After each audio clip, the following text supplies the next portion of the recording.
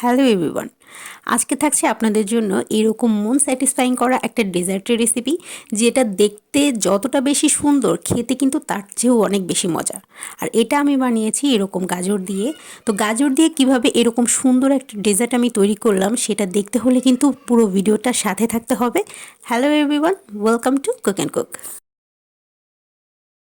তো প্রথমেই আমি এখানে নিয়েছি গাজরটাকে আমি ভালো মতো ধুয়ে নিয়েছি। ধুয়ে এবার আমি গাজরের যে বাইরের অংশটা আছে সেটা পিল করে বাদ দিয়ে দিব, কারণ অনেক সময় দেখা যায় এর মধ্যে কাদা কাদা ময়লা জমে থাকে, তো এভাবে পিল করে নেওয়াটাই বেটার। এরপর আমি মুখের অংশটা এবং পেছনের অংশটা কেটে বাদ দিয়ে দিচ্ছি। এরপর আমি এখানে একটা বোলের মধ্যে এরকম একটা গ্রেটারের সাহায্যে পুরো গাজরটাকে গ্রেট করে নিব। আপনারা এই গ্রেটারটা কিন্তু একেবারে চিকন যেই সরু গ্রেটার পাওয়া যায় সেটা দিয়ে করবেন, তাহলে কিন্তু আপনারা ভালো রেজাল্ট পাবেন। আপনারা চাইলে এটা কিন্তু ব্লেন্ড করেও করতে পারেন, কোনো সমস্যা নেই, তবে গ্রেটার দিয়ে করলে এটা একটু যখন দানা দানা থাকে মুখে বাজে সেটা কিন্তু খেতে বেশ ভালো লাগে। তো আমি দেখিয়ে দিলাম আমার এই গ্রেটারে কতটা চিকন হয়েছে এই গাজরটায়। তো গ্রেট করার পর আমার এখানে মোটামুটি গাজর হয়েছে 2 কাপের মতো। এরপর চলে যাচ্ছি আমি রান্নায়। প্যানে আমি এখানে দিয়ে দিচ্ছি 1 কাপ মতো গরম তরল দুধ। দুধটাকে কিন্তু আমি ভালো মতো জাল করে ঘন করে নিয়েছি, আর এই জালটা কিন্তু আমার একেবারে লো আঁচে আছে। এর মধ্যে আমি দিয়ে দিচ্ছি চিনি হাফ কাপ অনুযায়ী। আপনারা আপনাদের স্বাদ মতো চিনি দিতে পারেন। তো আমি যতটুকু তৈরি করেছি সেইটুকুর জন্য হাফ কাপই কিন্তু যথেষ্ট। এরপর আমি এখানে দিয়ে দিচ্ছি 1 কাপ গুঁড়া দুধ। এখানে ফুল ক্রিম গুঁড়া দুধ আমি ব্যবহার করেছি। আপনারা চাইলে ভালো মানের যেকোনো গুঁড়া দুধ ব্যবহার করবেন, তাহলে কিন্তু রেজাল্টটা খুব ভালো পাবেন। এরপর আমি সব কিছু একসাথে ভালো মতো মিশিয়ে নিচ্ছি। তো ভালো মতো মিশিয়ে নেওয়ার পর আমার কিন্তু কনসিস্টেন্সিটা এরকম আসছে। তো এই সময় কিন্তু জালটা একেবারেই লো আঁচে ছিল। এরপর আমি ভালো মতো দুধটাকে মিশিয়ে নেওয়ার পর, মানে গুঁড়া দুধটা মিশিয়ে নেওয়ার পর আমি এই অবস্থায় এসে জালটাকে একটু বাড়িয়ে দিয়েছি। তো এভাবে আস্তে আস্তে নাড়তে নাড়তে এইরকম একটা কনসিস্টেন্সিতে যখন আসবে, এর আগে আমি এখানে একটু এলাচি পাউডার দিয়ে দিয়েছি যাতে একটু সুন্দর ফ্লেভার আসে, এবং সবশেষে আমি এখানে দিয়ে দিচ্ছি একটু 1 চা চামচের মতো ঘি। এবং যখন এইরকম ছেড়ে ছেড়ে আসবে, এই প্যান থেকে ছেড়ে ছেড়ে আসছে দেখতেই পাচ্ছেন, এই সময় এসে আমি এই মিষ্টিটা এখান থেকে নামিয়ে নিচ্ছি। তো চুলা থেকে নামিয়ে নেওয়ার পর আমি এখানে হাতে একটু ঘি দিয়ে দিলাম। ঘিটা একটু হাতের সাথে মাখিয়ে নিয়ে আমি এখানে সামান্য একটু পরিমাণে মিষ্টিটা নিলাম। নিয়ে আমি এই ছানাটা দিয়ে এখন খুব ভালো মতো একটা গোল গোল করে মিষ্টি তৈরি করব। আমার এখানে আমি 1 কাপ দুধ 1 কাপ পরিমাণে যা নিয়েছি সেই অনুযায়ী আমার এখানে যেই ছোট সাইজ আছে সেই সাইজের মোটামুটি 20 থেকে 24টার মতো কিন্তু আমার মিষ্টি হয়েছে। ঠিক আছে, আপনারা চাইলে বড় যদি করতে চান তাহলে সেই ক্ষেত্রে 10 থেকে 12টা মিষ্টি হবে। তো দেখতেই পাচ্ছেন আমার এখানে কিন্তু সবগুলো মিষ্টি তৈরি করে নেওয়া শেষ। আপনারা চাইলে এই পর্যায়ে এসে এই মিষ্টিটা কিন্তু এভাবেই খেতে পারেন। উপর থেকে একটু আইসিং সুগার ছিটিয়ে অথবা গুঁড়া দুধ ছিটিয়ে দিয়ে কিন্তু এটা এভাবেও সার্ভ করা যায়। সো যাই হোক, আমরা এবার চলে যাচ্ছি আমাদের যে পরবর্তী স্টেপ সেটাতে।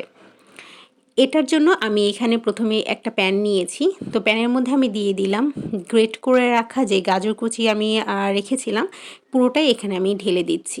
চুলাটাকে আমি মিডিয়াম আঁচে রেখেছি। এরপর আমি এখানে দিয়ে দিচ্ছি সামান্য একটু লবণ। লবণটা দিয়ে আমি এটাকে আরেকটু ভালো মতো ভেজে নিব। মোটামুটি 5 মিনিটের মতো আমি এটা ভাজার পর আমি এখানে দিয়ে দিচ্ছি এখন 1/3 পরিমাণ চিনি।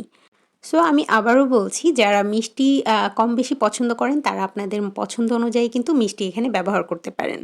তো আমি এখানে আমার 2 কাপ অনুযায়ী 1/3 পরিমাণ মিষ্টিটা এনাফ মনে হয়েছে, কারণ আমার আরেকটা যে মিষ্টি আমি তৈরি করলাম একটু আগে সেটাতেও কিন্তু আমার যথেষ্ট পরিমাণ মিষ্টি রয়েছে। তো আমি সেটা বুঝে এখানে ব্যালেন্স করে 1/3 পরিমাণ কাপে নিয়েছি। চিনি ব্যবহার করার পরপরই এখানে কিন্তু চিনি থেকে পানি ছেড়ে দিয়েছে, এবং গাজরের কালারটাও কিন্তু মোটামুটি একটুখানি চেঞ্জ হয়ে আসছে। তো এই সময়ে এসে একটু অনবরত নাড়তে থাকবেন। এরপর আমি এখানে দিয়ে দিচ্ছি চিনির পানিটা যখন একটু শুকিয়ে আসবে তখন এখানে দিয়ে দিচ্ছি হাফ কাপ পরিমাণ তরল দুধ। দুধটা ভালো মতো দিয়ে আমি একটুখানি নাড়াচাড়া করব।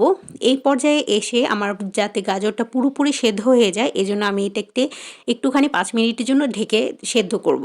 তো 5 মিনিট পর ঢাকনা তুলে আমি এটাকে আবারও অনবরত নাড়াচাড়া করতে থাকব।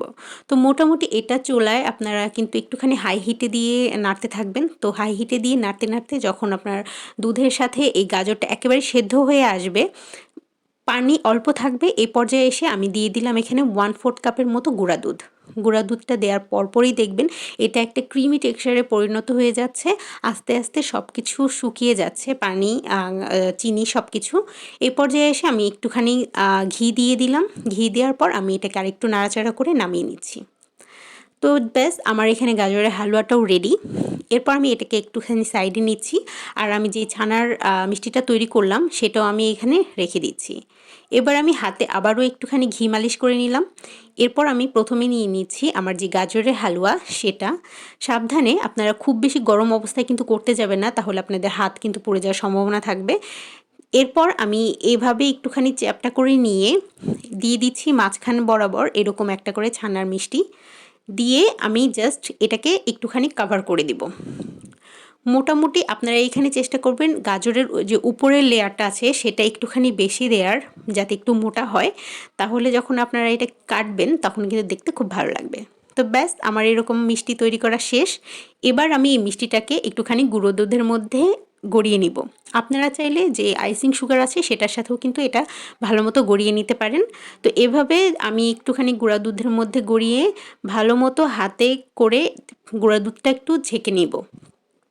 তো ব্যাস তৈরি হয়ে গেল আমার মজাদার এবং ভিন্ন স্বাদের এই মন স্যাটিসফাইং করা এই ডেজার্টের রেসিপিটা কেমন লাগলো আমাকে কিন্তু অবশ্যই জানাতে ভুলবেন না, কারণ এই রেসিপিটা করতে আমার কিন্তু ঘাম ঝরে গিয়েছে।